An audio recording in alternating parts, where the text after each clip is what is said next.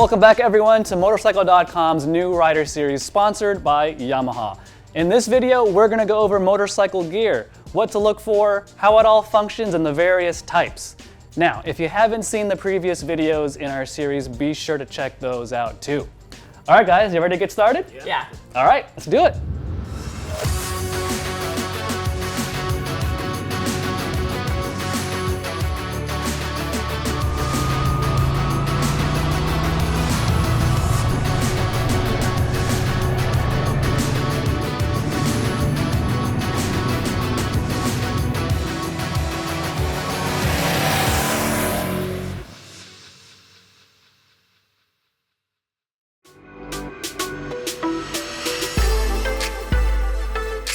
All right guys, first up is helmets. As you know, you only have one head, so let's protect it as best as we can.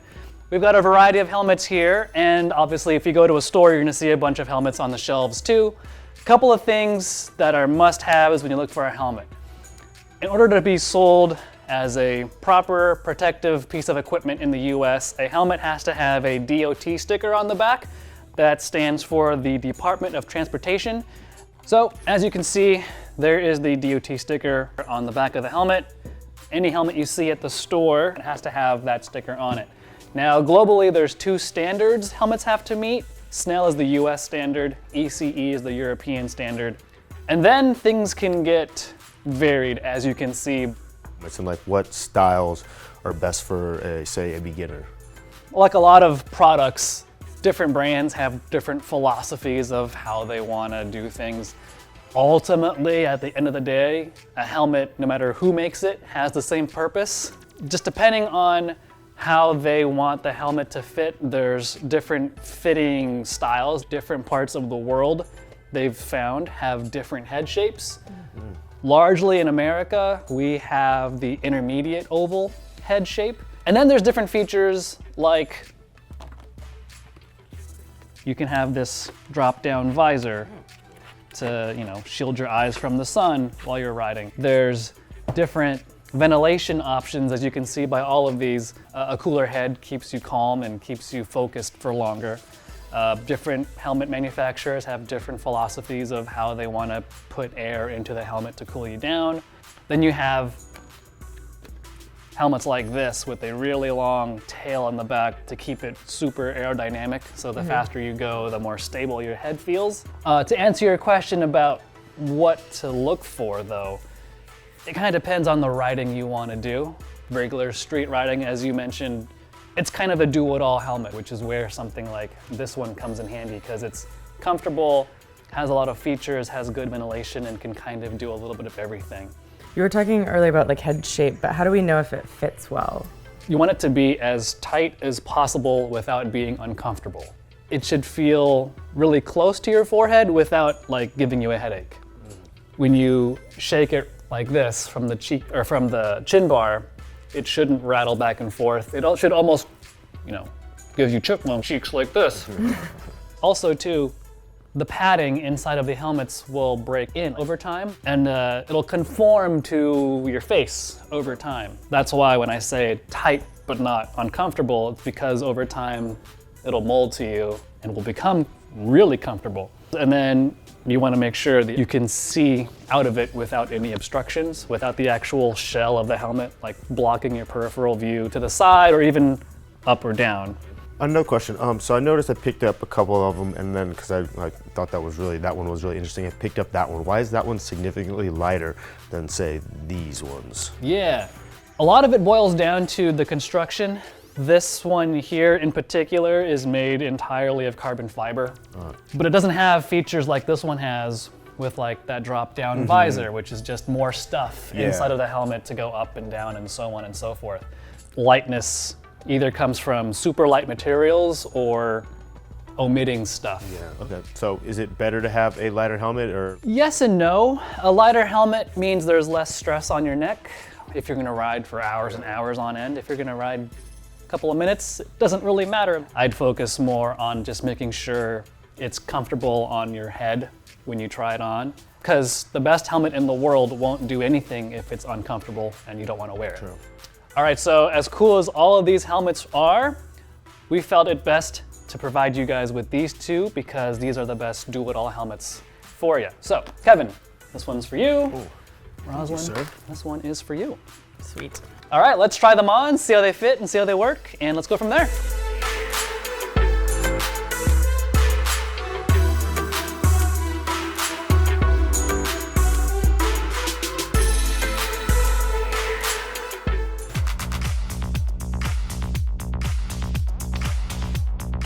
All right, guys, next up we have jackets, as you can see behind me, pants in front of me, and then behind you guys, there's even full-on leather racing suits. There's a lot to cover here, and I'm sure you guys have questions, so fire away. Yeah, so what are the difference in materials and like what are they for? Yeah, so as far as protection goes, as you can see, everything kind of evolves from racing suits, and they're all made from leather.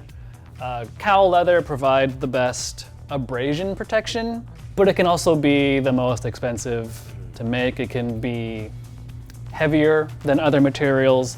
It can be a bit warmer than other materials. So textile materials like these other jackets and pants you see here, they're more flexible sometimes depending on the cut and the make. They can be waterproof or at least water resistant. And then as far as the pants go, you have denim or denim clones. Regular denim jeans can rip apart in like 10 feet, depending on how fast you're going. Riding jeans like this, the material themselves are sewn in with like carbon Kevlar material. You can kind of see it. So it takes longer for it to disintegrate if it were to slide on the ground. They're more comfortable, but they're not as protective as leather or textile. If you're doing like a daily commute though, you don't have to wear this kind of gear, right? As far as legal things go, the only thing you have to do is wear a helmet, and that's only in certain states. Personally, I'd say wear all the gear all the time. The ground doesn't care where you're going. It's still gonna hurt if you fall down, and whether you wear a t-shirt or you're wearing a jacket, I think you can kind of figure out which one's gonna protect you better. There are lots of options for riding in colder weather. You can layer up. A lot of these jackets have layers inside of them to keep you warmer. But riding on a hot day, no matter what you're wearing, is gonna be hot. There's just no getting around that. One thing I like to keep in mind and tell others is I'd rather sweat than bleed. So keep that in mind as you're riding. Okay, so when it comes to fit, is it supposed to fit kind of like a helmet, like really snug, or is it maybe better to be looser? There's armor inside of the jackets and the pants in certain spots, and what you don't want is for that armor to move if you were to fall down. So the tighter it fits, the more it's gonna stay locked into position as you fall. But the reality is you wanna be comfortable. And so that's why there are different options, textile, denim pants, things like that. It's like a rider's preference kind Yeah. of thing. Yeah. So guys, do you have any more questions for me? No, not at all. No, I want to try some of it on. Yeah, that's the fun part. Let's go pick out some jackets and pants and put them on.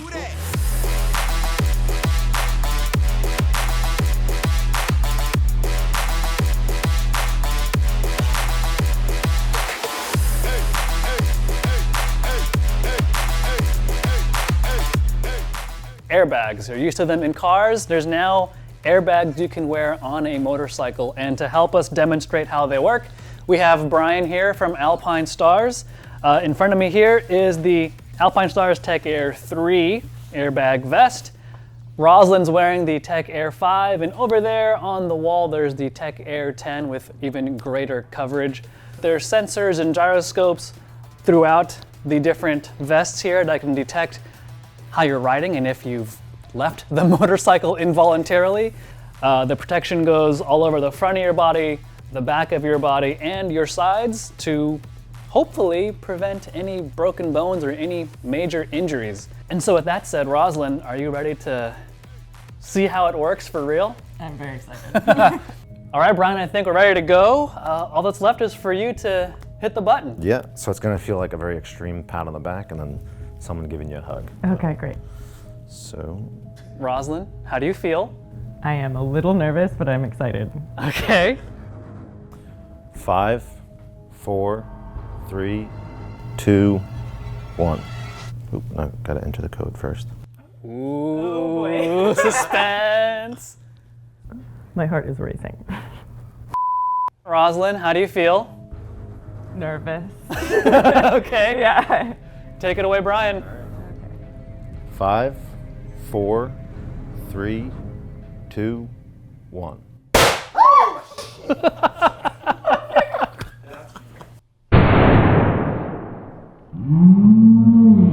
That was way louder than I thought it was going to be. That was so cool. Wow. But like, check, do a whole turnaround. Check this wanna out. check You can hit it now. It's already Yeah. been it's already been popped. What's left to say? I think that says it all. So, now that we've seen how an airbag works, let's move on to the next thing. Wow.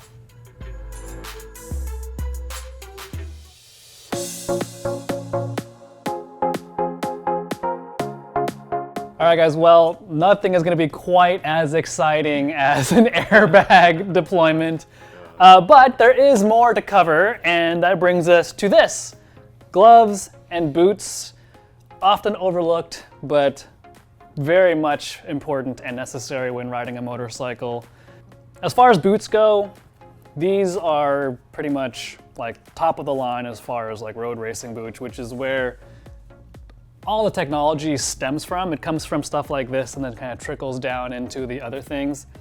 There's protection for your toes along the side. Inside of this boot, there's an inner boot that has protection against having your ankle move sideways the way it shouldn't. Even hyperextension and hyperflexion, ways you shouldn't go forward or backwards.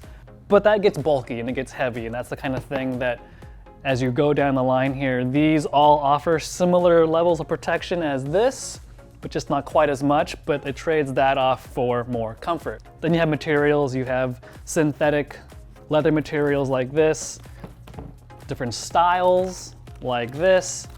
So it all comes down to what are you looking for, what kind of riding are you doing?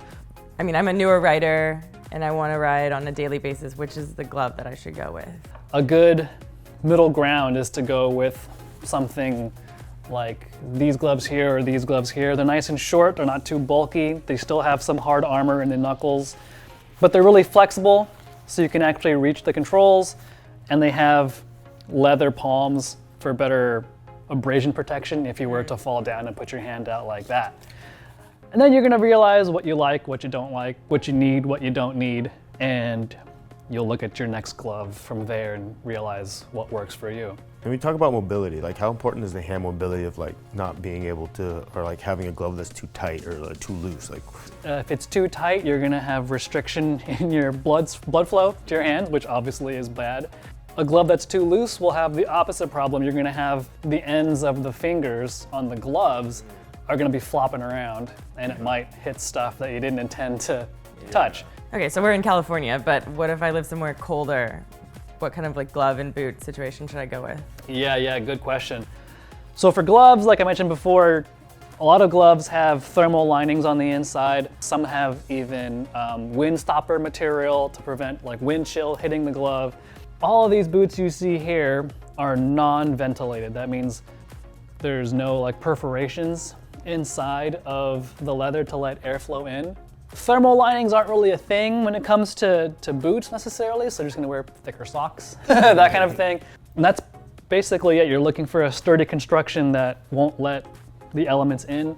A lot of boots have Gore-Tex linings, so they're waterproof, which is also helps be windproof as well. So you're looking for features like that. All right, guys, we've pretty much covered it all, from boots to gloves to jackets to pants to helmets to airbags even. I think the best part's about to come. Let's try it all on and see how it fits. cool.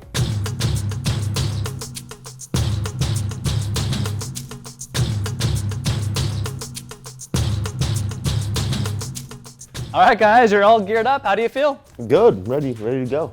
A little warm, but excited. A little warm. It's understandable. All right, guys, well, thanks for watching. That's it for today.